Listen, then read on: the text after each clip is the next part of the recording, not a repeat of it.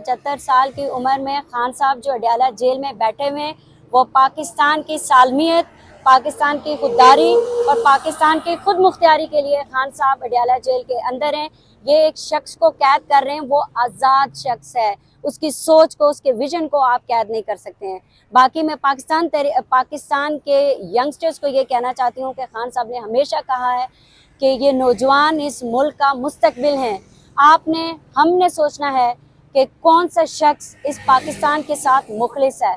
तो पाकिस्तान तहरीक इंसाफ का chairman PTI Imran Khan का इस कौम के लिए यही मैसेज है कि उन्होंने आज़ादी के ऊपर अपनी कैद को तरजीह दी है और वो पाकिस्तान को एक आज़ाद मुल्क देखना चाहते हैं, पाकिस्तान की फॉरेन पॉलिसी को आज़ाद देखना चाहते हैं और वो इस अदल और अदल के इंसाफ को जो है वो इस सिस्टम को आज़ाद देखना चाहते हैं। और ये जो मुल्क पाकिस्तान है, अगर इसमें अदल और इंसाफ होगा तो आप देखेंगे कि ये तरक्की करेगा। आज सबसे बड़ा बार जो है वो अदल और इंसाफ के ऊपर है।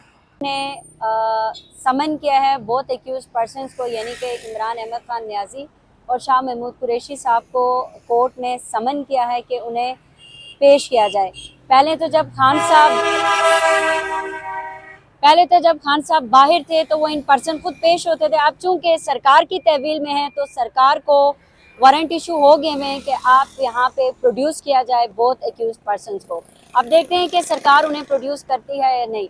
हाई कोर्ट ने भी सरकार को यही ऑर्डर दिया है कि जुडिशल कॉम्प्लेक्स के अंदर जहाँ पे कोर्ट ने बुलाएगी आपने वहाँ पे प्रोड्यूस करना है। लेकिन डे फर्स्ट से बदनीति पे ही तमाम तर केसेस बनाए गए हैं। ये तमाम तर केसेस जितने भी हैं, साइफर हो गया, अलकादर ट्रस्ट केस हो गया या तोशा खाना केस हो गया, खान साहब के ऊपर ये जो केसेस इन्होंने 200 से ज़ायद बनाए, तमाम फैब्रिकेटेड, बोगस और प्लांटेड FIRs हैं, प्लांटेड केसेस बनाए गए हुए हैं। तो तमाम तर mala fide on the part of prosecution है, on the part of state ही है।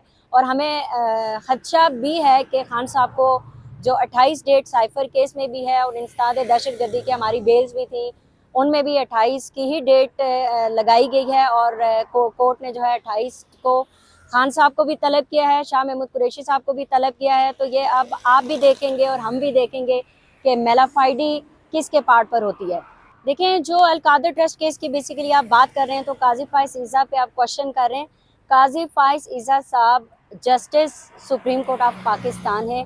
जब उनके पास कोई केस आएगा तो डेफिनेटली उन्होंने सबसे पहले एक रिपोर्ट तलब करनी थी। अब रिपोर्ट क्या आती है ये आई डोंट थिंक सो कि काजी फाइज ईज़ा साहब को पता थी या किसी जज को पता होता है कि क्या रिपोर्ट आनी है। अब उस रिपोर्ट में जो मशरक बैंक ने लेटर जारी किया है उससे तो इनका अपना केस ही सारा जो है वो ख़राब हो गया है। अब इसके ऊपर हम देखेंगे कि प्रोसिक्यूशन क्या एविडेंस देती है। एविडेंस जो भी आई है खान साहब के हक़ में आ गई है और इसमें तो ये करप्शन का जो चार्ज लगा रहे थे, ना खान साहब ने पैसे लिए ना खान साहब ने पैसे दिए, 1 रुपए का लेन देन नहीं है तो करप्शन कहाँ से आई। और फिर ये साबित हुआ कि खान साहब सच्चे हैं और वो हक और सच के साथ खड़े हुए हैं। करप्शन का केस इन्होंने खुद ही ख़राब कर दिया।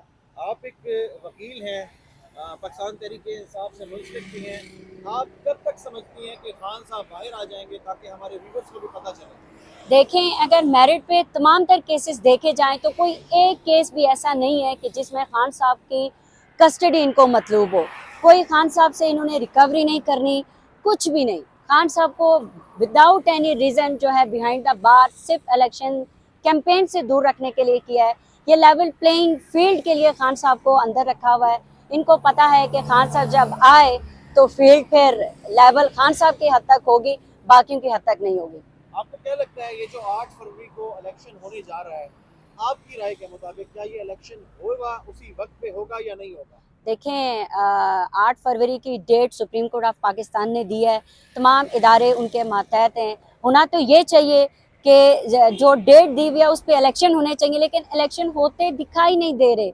वो इस तरह कि आपने एक पार्टी को क्रश किया हुआ है, पाकिस्तान की सबसे बड़ी पार्टी है, पाकिस्तान तहरीक इंसाफ है, उन्हें आप वर्कर कन्वेंशन भी नहीं करने देते, फिर आप कहते हैं कि हम फेयर इलेक्शन लड़ने की बात कर रहे हैं। 8 फरवरी को इलेक्शन होने चाहिए और हमारी ये डिमांड है कि पाकिस्तान तहरीक इंसाफ को आप लेवल दें, आप फील्ड दें, हम लेवल खुद ही कर लेंगे। पाकिस्तान तहरीक इंसाफ के वर्कर्स को मैं ये कहूँगी कि आपने घबराना नहीं है। खान साहब जितने दिन अंदर हैं, तो ये इस बात का सबूत है कि खान साहब डटे हुए हैं, खान साहब इनसे नहीं टूटे, खान साहब ने कोई डील नहीं की।